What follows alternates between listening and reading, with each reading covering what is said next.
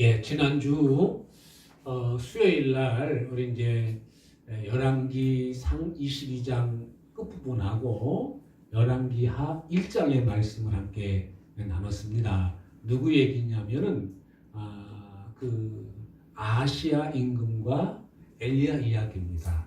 근데 이제 아하시야 임금이 아합의 뒤를 이어서 아들이 왕이 됐는데 이 왕이 짧은 기간 왕 노릇하다가 죽었어요. 이 아하시야가 이렇게 난간에서 떨어져 가지고 다리가 심하게 다칩니다. 날개미를 보이지 않으니까 이 아하시야 임금이 고민하다가 내가 침상에 누워 있으니까 낫겠나 안 낫겠나 저기 바알세부백에 가서 물어봐라. 그래가지고 신하 중 한 사람한테 얘기해서 글로 보냈어요. 근데 하나님께서 그거를 괘씸하게 보셨거든요. 그래서 엘리야에게 임하셔가지고 너 지금 아하시야 임금이 사람을 보내가지고 바알세북을 믿는 그 제사장한테 물으러 가니까 살겠나 죽겠나 물으러 가니까 네가 가서 만나가지고 그들에게 네가 여호와께 묻지 아니하고 이 이스라엘에 하나님이 안 계셔가지고 내가 바알세북에게 물으러 가느냐? 내 그 행위 때문에 너는 침상에서 내려오지 못하고 죽을 거다 라고 하는 말을 전하라고 그래요. 그래서 엘리야가 그 사자들한테 찾아가서 그 얘기를 전달해 줍니다. 문제는 이 이야기를 들었을 때에 그 들은 사람의 자세하고 태도예요. 여러분 그 성경을 쭉 보면 요시야라고 하는 임금이 나오잖아요. 근데 요시야라고 하는 임금은 정말 그 성전을 수리하라고 돈을 이렇게 헌금을 해가지고 성전 수리 헌금을 제사장들한테 맡겼죠. 그것도 제사장들은 일꾼에게 맡기고. 그런데 제사장을 성전을 수리하다가 뭘 발견하죠? 율법책을 발견해요. 그 율법책을 발견하고 그것을 가지고 제사장이 읽다 보니까 이거 기가 막힌 말씀이거든요. 그래서 이것을 가지고 다시 왕한테 가져가서 읽히니까 그 말씀을 듣는 동안 옷을 찢고 회개하는 역사가 나타났어요.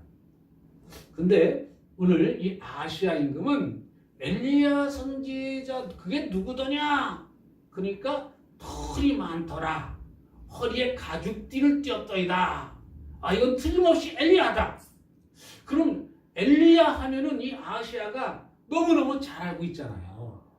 그러면 이거 엘리야가 하는 말은 사람의 말이 아니라 하나님께서 엘리야에게 주신 메시지다 라고 인정하고 아멘하고 하나님 죄송합니다. 하나님 잘못했습니다. 무릎을 꿇고 겸손하게 엎드려서 회개했더라면 하는 아쉬움이 있어요.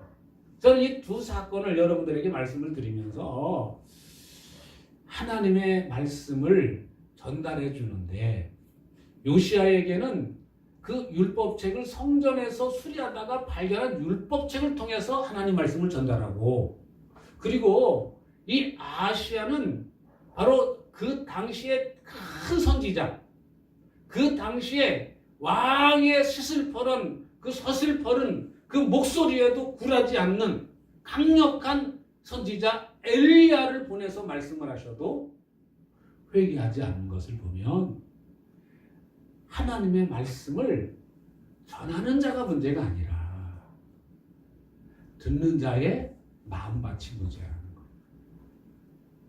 오늘 우리는 하나님의 말씀을 들을 때 여러분들이 성경 말씀을 읽으실 때든지 설교를 들으실 때든지 상관이 없어요. 다만 내 마음의 상태가 하나님의 말씀을 받을 만한 준비가 되어 있느냐 안 되어 있느냐 그게 중요하지. 그 사람이 대단히 유명한 선지자다 그게 중요한 게 아니라는 것을 오늘 여기 열왕기하 1장에서 우리에게 잘 가르쳐 줍니다. 아니 엘리야가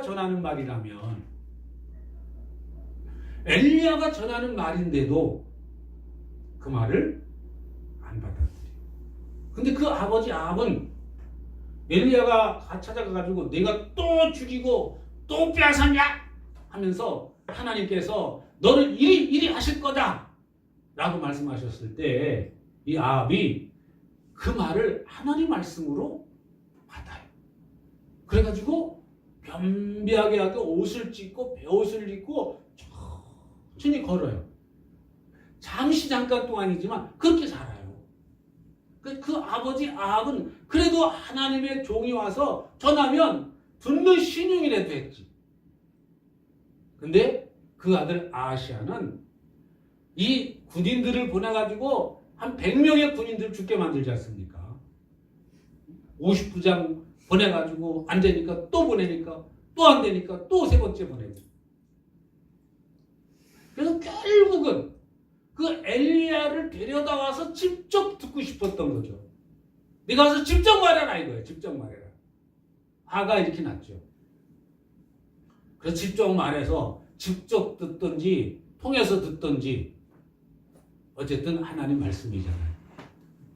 그러면 들었으면 그거에 대한 반응이 있어야 돼요. 할렐루야.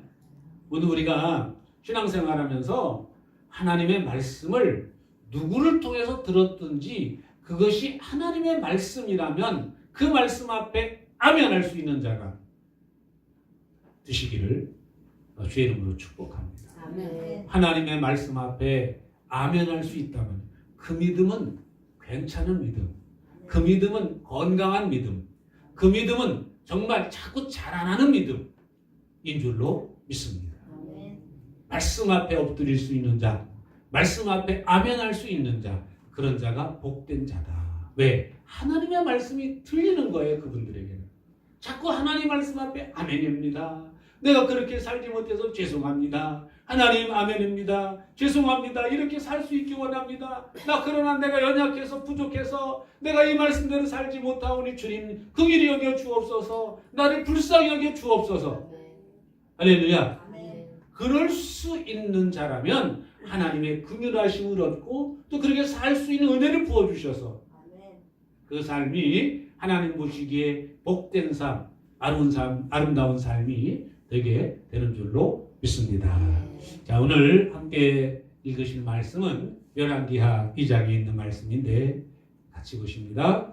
여호와께서 회오리 바람으로 엘리야를 하늘로 올리고자 하실 때에 엘리야가 엘리사와 더불어 길갈에서 나가더니 엘리야가 엘리사에게 이르되 청하건대 너는 여기 머물라. 여호와께서 나를 베델로 보내시느니라 하니 엘리사가 이르되 여호와께서 살아계심과 당신의 영혼이 살아있음을 두고 맹세하노니 내가 당신을 떠나지 아니하겠나이다 하는지라. 이에 두 사람이 베델로 내려가니. 자, 하나님이 엘리야를 뭘 타고 하늘로 올라가게 하세요?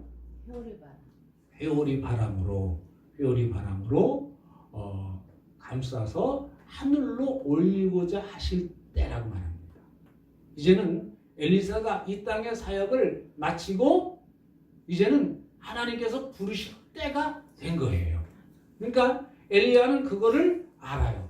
기도하는 사람이니까, 하나님의 음성을 듣는 사람이니까 그걸 알아요.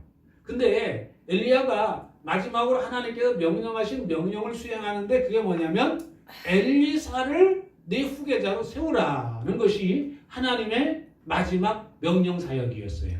근데 엘리야가 엘리사에게 겉옷을 집어던졌잖아요. 옷은 뭘 상징한다고 그랬죠? 그 사람의 인격, 인품. 근데 이 겉옷은 인품이기도 하지만 또 옷은 그 사람의 위치를 말해줘요.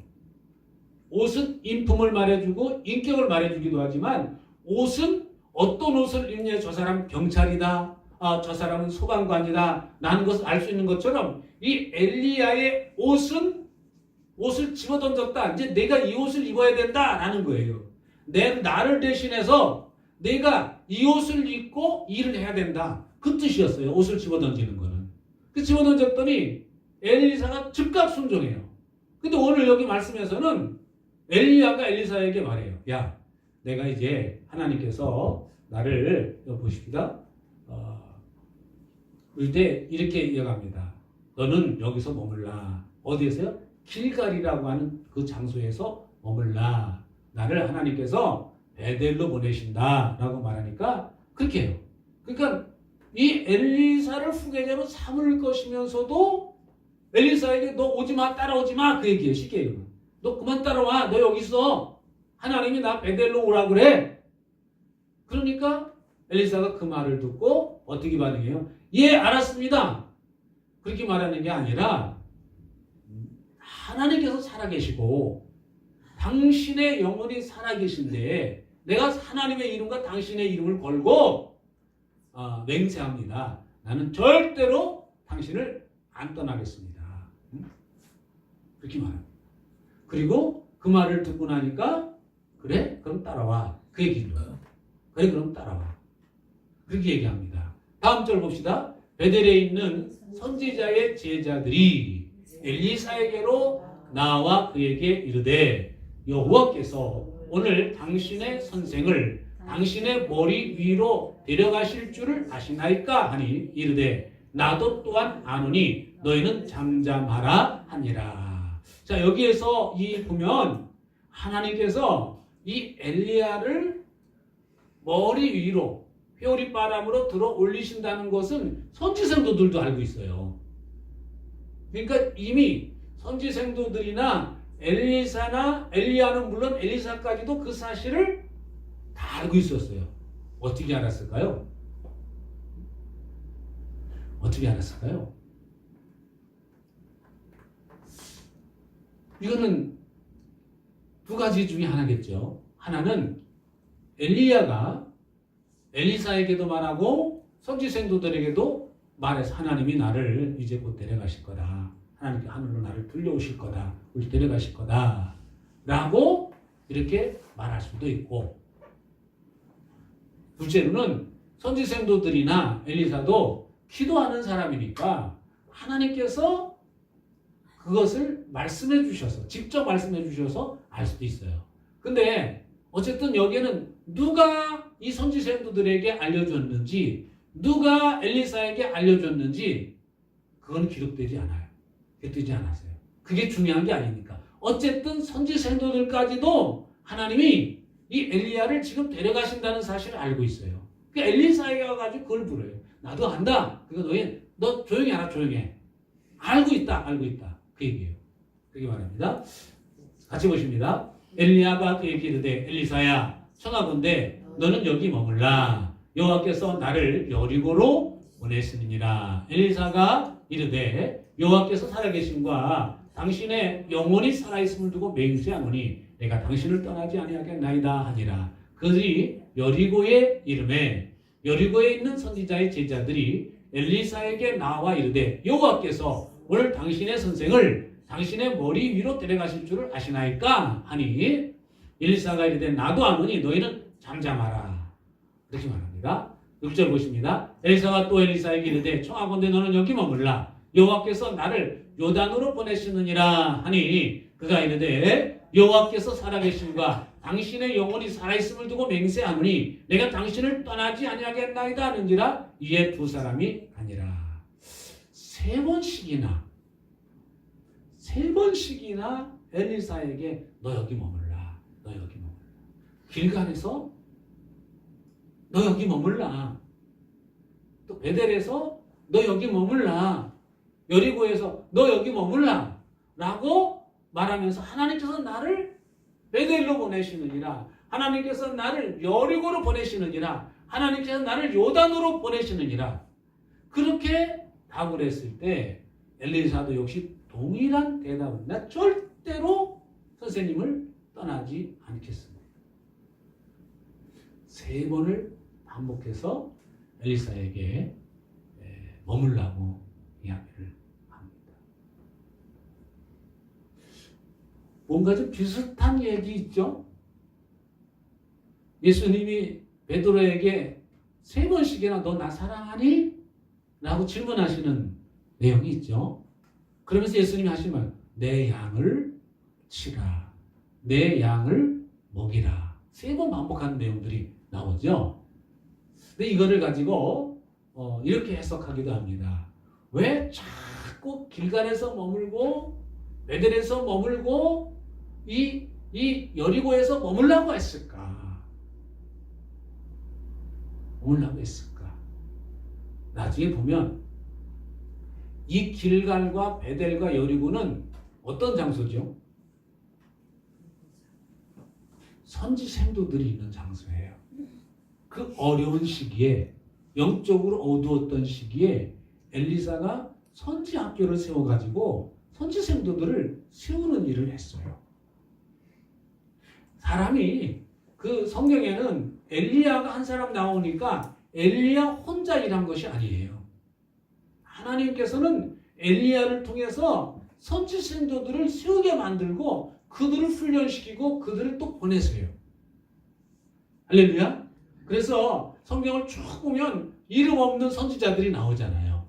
무명의 선지자들이 나와서 하고 다 선지 학교를 통해서 세워진 그런 선지 생도들, 또 그래서 그들이 선지자가 되고 그러는 줄로 믿습니다. 오늘 이렇게 머물라 이렇게 하는 것은 또 한마디로 다른 쪽으로 생각하면 아마 이런 것 같아요. 너 이 길갈에 있는 이 선지 생도들 너한테 맡긴다. 이 베델에 있는 이 선지 생도들 너한테 맡긴다. 이 여리고에 있는 선지 생도들 너한테 맡긴다. 여기 머물러서 나는 떠나니까 내가 책임지고 이 선지 선도들을 잘 길러내서 영적으로 어두운, 영적으로 피폐가 된 이 이스라엘 땅을 다시 부흥시키는, 이스라엘 땅을 다시 정화시키는 일을 내가 해야 된다. 그 부탁이 아니었을까요? 나 여기 머물러라. 여기 머물러라. 지금은 아닙니다, 선생님. 지금은 압니다. 지금 내가 선생님이 하늘로 올라가시는 걸 볼 때, 내 눈으로 볼 때까지 내가 끝까지 따라가겠습니다. 그 얘기는 아닐까요? 저는 이 말씀을 이렇게 보면서 3번씩이나 반복하는 모습. 예수님께서 베드로에게 따로 부르셔가지고 3번씩이나 말씀하시면서 내 양을 치고 내 양을 먹이라고 부탁하시는 그러한 모습과 비슷한 상황인 것 같아요. 엘리야는 비록 하나님 앞에 나 이제 더 이상 여기서 머물기가 싫습니다. 하나님 내 생명을 취해 주십시오. 라고 하나님 앞에 기도했을 때 하나님께서 그 기도를 들으시고 마지막으로 그 사역을 맡길 사람을 세우게 하시고 그리고 그 엘리사를 세워가시면서 엘리사에게 선지 학교를 하나하나 다니면서 보여주시고 내가 맡아야 될 선지 학교다. 그것이 아닐까 라는 그런 생각을 합니다. 여러분, 하나님께서 사역을 마치고 마무리를 잘 하도록 그래서 엘리사에게 그 사역 바톤을 넘기시게 하는 것처럼 오늘 하나님께서 우리 각자에게 맡겨주는 그 사역들이 있어요. 달란트는 목회자만 가지고 있는 게 아니라 달란트는 예수 믿는 모든 사람들이 다 가지고 계신 거예요. 그건 하나님께서 나에게 맡겨주신 그 달란트가 뭘까? 하나님께서 내게 맡겨주신 그 사명이 뭘까? 하나님께서 내게 맡겨주신 그 미션이 뭘까? 그거를 알고 산다면 그 사람 복 있는 사람이에요. 그것을 안다면 그것을 위해서 내가 마지막 남은 삶을 투자할 수 있고 마지막 남은 삶을 불태울 수 있기 때문에 그렇지 않으면 그 사명이 뭔지를 모르면 항상 우리는 마태복음 6장에 나오는 말씀처럼 맨날 같이 뭐 먹지? 뭘 입지? 어떤 집에 살지? 맨날 무얼 먹을까? 무얼 마실까? 어디서 잘까? 맨날 의식주 문제 가지고 고민하고 의식주 문제 가지고 막 평생 그렇게 살다가 하나님 앞에 가요. 그럼 내가 뭐 하다 왔지? 하나님께서 내게 맡겨주신 것이 뭔지도 모르고 살다가 이 세상에 삶을 마치는 사람도 참 많은 것 같아요. 여러분, 그렇다면 오늘 나는 어떤가? 나는 하나님께서 내게 맡겨주신 일이 무엇인지를 정확히 알고 사는가? 오늘 말씀에서는 하나님께서 엘리야를 통해서 엘리사야, 네가 할 일이 이것이다 라는 것을 분명히 알게 하시지요. 내가 할 일은 바로 이 선지 생도들을 길갈에 있는, 베델에 있는, 그리고 이 여리고에 있는 이 선지 생도들을 잘 돌보고 이들을 잘 세우는 일이다. 이 엘리사에게 큰 사역 가운데 하나가 이겁니다. 나중에 엘리사는 선지 생도들을 더 많이 부흥시키죠. 그래서 이런 내용이 나옵니다. 선생님, 지금 이 우리가 머무는 장소가 좁으니까 요단 강가에다가 더 큰 집을 지읍시다. 우리 사는 것이 이 숫자가 적으니까 너무 많으니까. 그러니까 선지 생도들이 더 많아진 걸 볼 수 있어요. 나중에 엘리사를 통해서 선지 학교가 더 크게 세워지고 더 많아지고 그런 건 나중에 볼 수가 있는데, 그것은 바로 엘리야를 통해서 들은 그 사명을 잘 감당했다는 뜻이기도 합니다.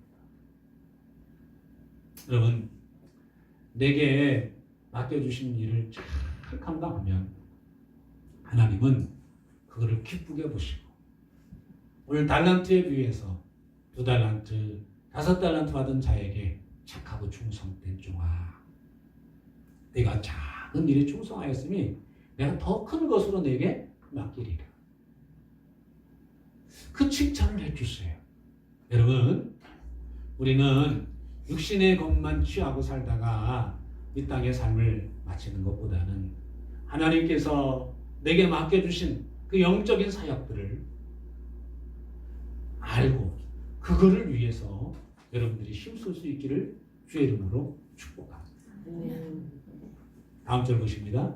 선지자의 제자 50명이 가서 멀리 서서 바라보매 그 두 사람이 요단가에 서 있더니, 같이 보십니다. 엘리야가 겉옷을 가지고 말아 물을 치매 물이 이리저리 갈라지고 두 사람이 마른 땅 위로 건너더라. 건너매 엘리야가 엘리사에게 이르되 나를 내게서 데려감을 당하기 전에 내가 내게 어떻게 할지를 구하라. 자, 여기 있는 말씀해 보니까 너 여기 여리고에 머물라 라고 말하니까 안 돼요. 저 끝까지 선생님 따라갈 거예요 라고 이렇게 얘기하니까 그래 따라와라. 그리고 요단강가에 딱 섰어요. 여기가 어딜까요?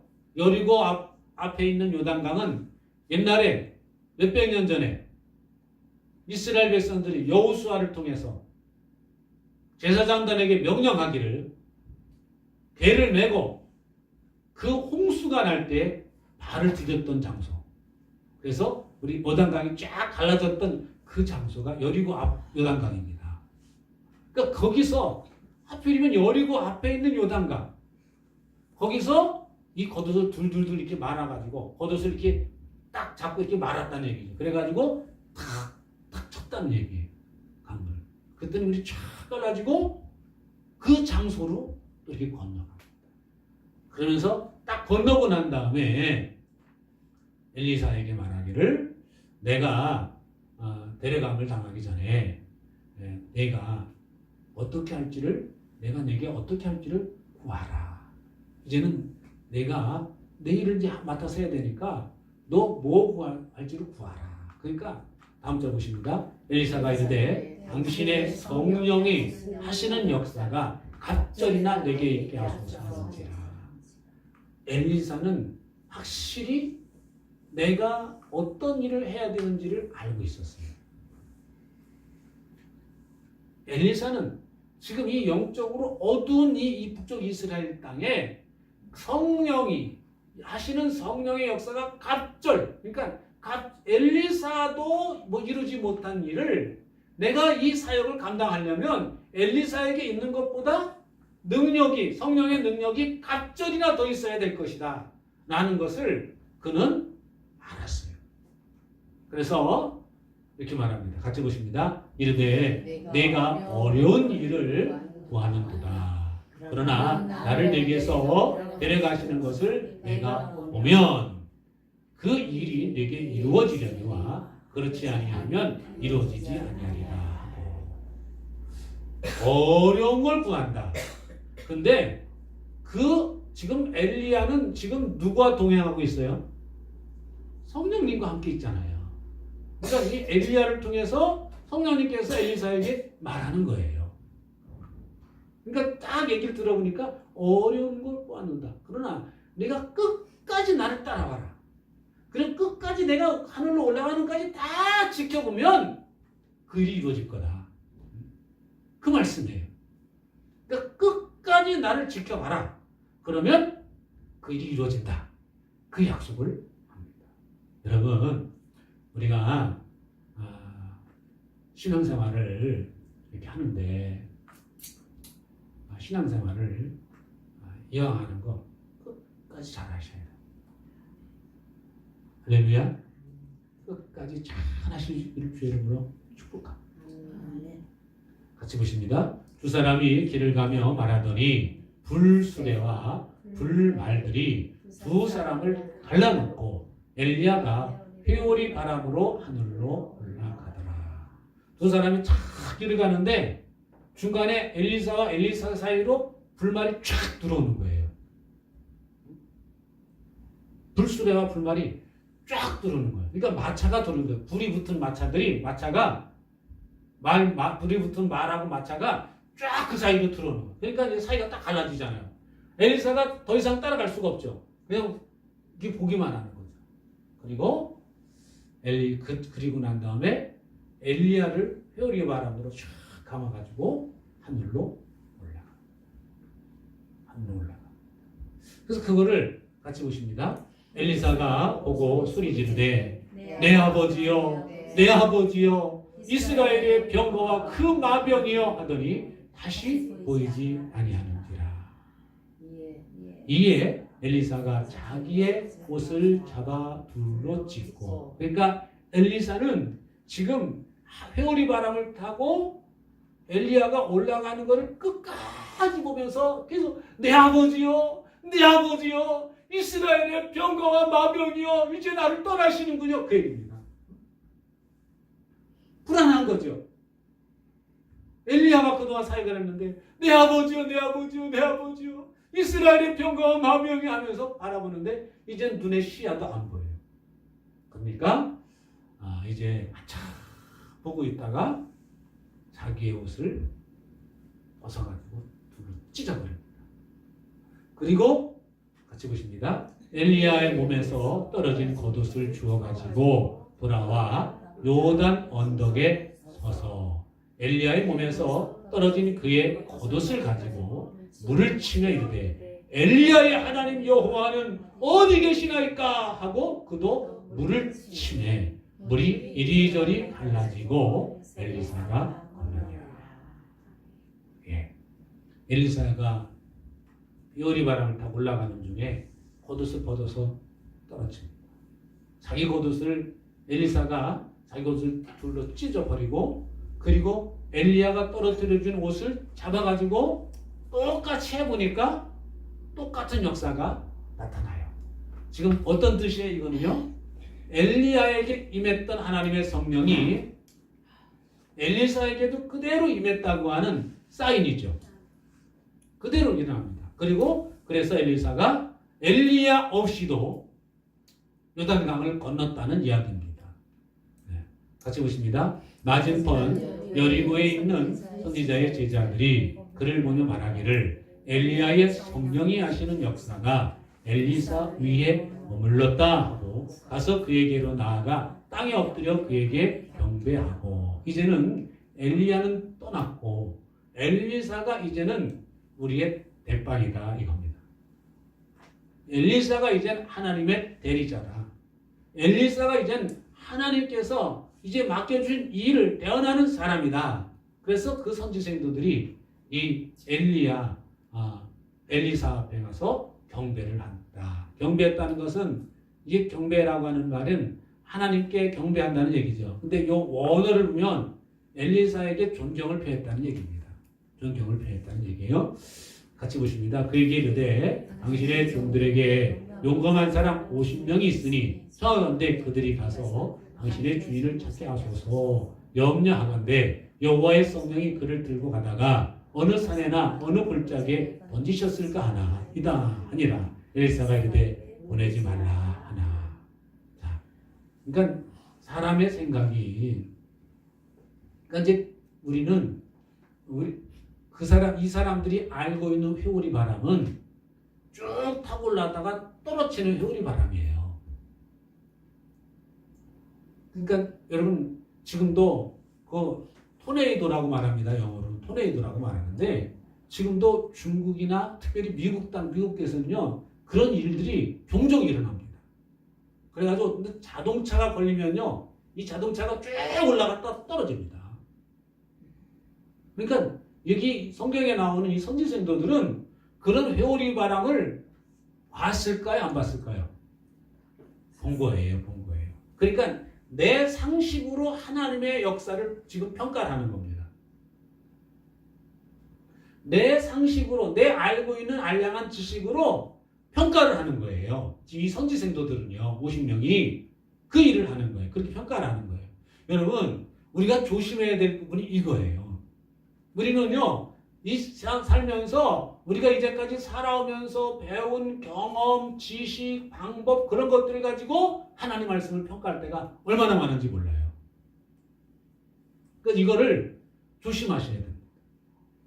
근데 이 선지생들은 이 회오리 바람을 타고 올라갔으니까 올라가다가 회오리 바람은 멈추면 떨어지잖아요. 그거를 생각하는 거예요. 그러니까 하나님이 회오리 바람을 사용하셔가지고 엘리야를 올리셨지만 중간에 반드시 떨어뜨리실 거다. 어느 산에는 어디 떨어질 거다. 그렇게 결론을 내렸어요.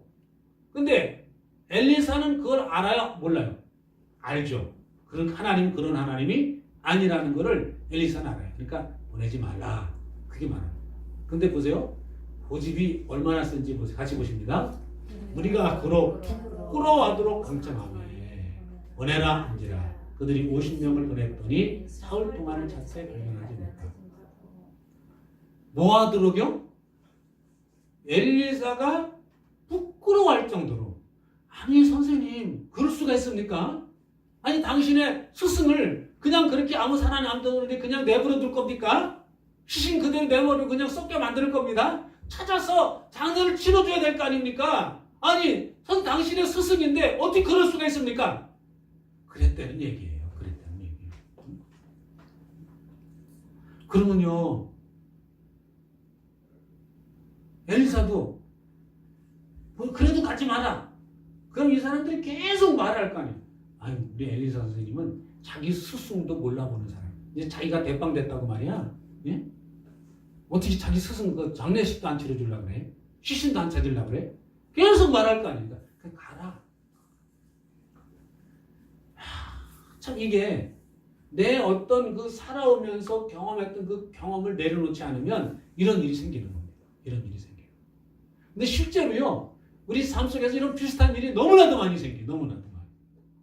내 생각, 내 방법, 내 수단, 내 지식 그런 것들이 하나님의 말씀을 이해하는데 걸림돌이 되고 하나님의 말씀대로 사는데 하나님의 말씀을 순종하는데 얼마나 많은 걸림돌이 되는지 몰라요. 이 말씀을 여기 이렇게 특별히 기록한 이유는 이거 내 고집 내려놔라. 그 얘기입니다. 내 경험, 수단, 방법 하나님 말씀 앞에는 그냥 조용히 내려놓는 게 유익이다. 할렐루야. 그것을 우리에게 가르쳐 주시고 있습니다. 같이 보십니다. 엘리사가 여리고에 머무는 중에 무리가 그에게 돌아오니 엘리사가 그들에게 이르되 내가 가지 말라고 너희에게 이르지 아니하였느냐 하였더라. 점잖게 이렇게 얘기했지만요. 이 말을 이 의미를 이해하면 가지 말라고 했지 않냐. 고생은 고생대로 하고. 그러니까 참 말씀 앞에 내가 겸손하지 않으면요. 고생할 거 고생 다 하고 열매도 없는 거예요. 열매도. 그래서 여러분 신앙생활은 그저 하나님 말씀 앞에 아멘 하고 순종하시면 아름다운 거예요. 할렐루야. 그런 부분입니다. 자, 오늘은 여기까지 나누도록 그렇게 하겠습니다. 우리 찬양 한 곡 하시겠습니다.